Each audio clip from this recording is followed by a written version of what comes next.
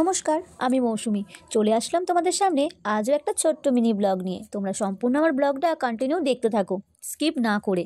ব্লগটা প্রতিদিনের মতন আজও তোমাদের বেশ ভালো লাগবে। এই থেকে আমরা বেরিয়েছিলাম সকাল 10টার সময়। আজকে ছিল একটা বিশেষ ট্রেনিং। তো ট্রেনিংটা কী নিয়ে এবং কিসের নিয়ে চলো সম্পূর্ণ ব্লগটা তোমাদের দেখতে হবে। দেখো, আমরা কিন্তু চলে গেছিলাম 10টার সময়, ওখানে গিয়ে কিন্তু পৌঁছেছি 11টার মধ্যে। যেহেতু পৌঁছানোর কথা ছিল, আমরা কিন্তু পৌঁছাতে পারিনি। পৌঁছেছি ওখানে 12টা থেকে 12:30 মতন। তারপর কিছুক্ষণ ক্লাস করার পর এখন কিন্তু ঘড়ির কাঁটায় বাজে দুপুর 2:30টার সময়। আমাদেরকে কিন্তু লাঞ্চ, এখানে আমাদের লাঞ্চের থালিতে কী কী আছে চলো তোমাদের সাথে শেয়ার করি। এখানে আছে একটা ডিমের টেবিল আছে, আর এখানে আছে একটু রাইস আছে, মাংস আছে, চাটনি আছে, আর স্যালাড আছে। চলো বেশি কথা না বলে লাঞ্চটা শেষ করা যাক, কারণ সেই সকালবেলা বেরিয়েছি কিছু না খেয়ে, প্রচণ্ড খিদে পেয়ে গেছিলো।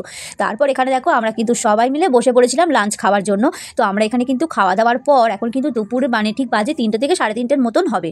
তো আমরা কিন্তু যাচ্ছিলাম এখানে স্যার আমাদের ওই যে বাইরের পরিবেশটা ঘুরিয়ে দেখাবেন এবং ওনার হাতের কিছু গাছ আমাদেরকে দেখাবেন। তো চলো স্যার কি বলছে তোমরাও একটু শুনে নাও।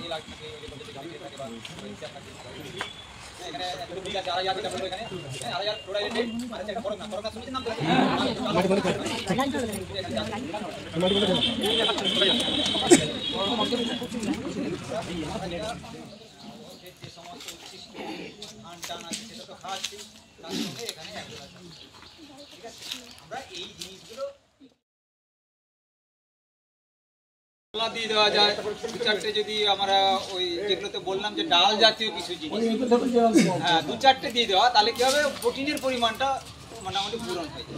সঙ্গে সঙ্গে যদি দিয়ে দেওয়া হয়, পুকুরা যদি দিয়ে দেওয়া হয়, তাহলে 10টার মধ্যে 2 দানাও যদি ভিজিয়ে নিয়ে এসেছি, এবার যে কলা হয়ে যাবে কি করব, এই জায়গায় আমি ছড়িয়ে দেবো, ঘন করেই ছড়িয়ে দেবো, ঘন করেই ছড়িয়ে দেবো। ঠিক আছে না? বোঝাতে পারলাম না? ঘন করে ছড়িয়ে দেবো। এখানে কিন্তু আমরা মোট 70 জন ছিলাম, ছেলে মেয়ে এখানে উভয় ছিলাম।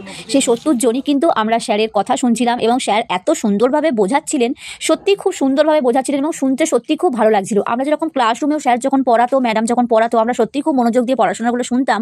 ঠিক সেই মুহূর্তটাই তখন মনে পড়ছিল যেন একটা স্যার আমাদেরকে পড়াচ্ছে, আমরা সেই জিনিসটাকে উপভোগ করছি। আর ওখান থেকে আমরা আরও একটা জায়গায় চলে আসলাম। এখানে হচ্ছে গোবর থেকে কিভাবে আমরা সার তৈরি করব সেটাই দেখানো হচ্ছিল।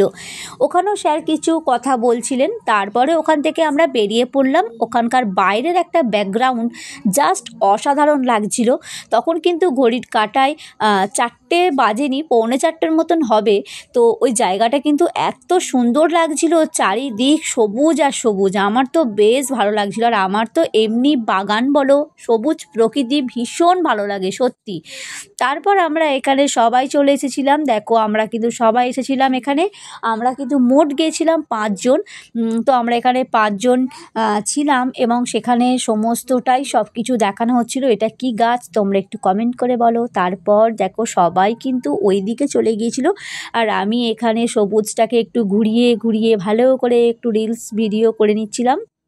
তারপর আমি ওখান থেকে চলে আসলাম। এখানে দেখো কিভাবে অ্যাজোলা চাষ করে সেটাও কিন্তু এখানে দেখাচ্ছিল, যেটা ছোট্ট একটা পাত্রতে চাষ করে রাখা হয়েছে। তো এই জিনিসগুলো আমাদের দেখাচ্ছিল। তারপরে এখানে ছিল প্রচুর মাছ। তো মাছগুলো কিন্তু অতটা বোঝা যাচ্ছিল না, জলটা যেহেতু ঘোলা ছিল। তারপর এখানে দেখো সবুজ প্রকৃতিটা দেখতে দেখতে হঠাৎ করে চোখে কুলের গাছটা পড়লো।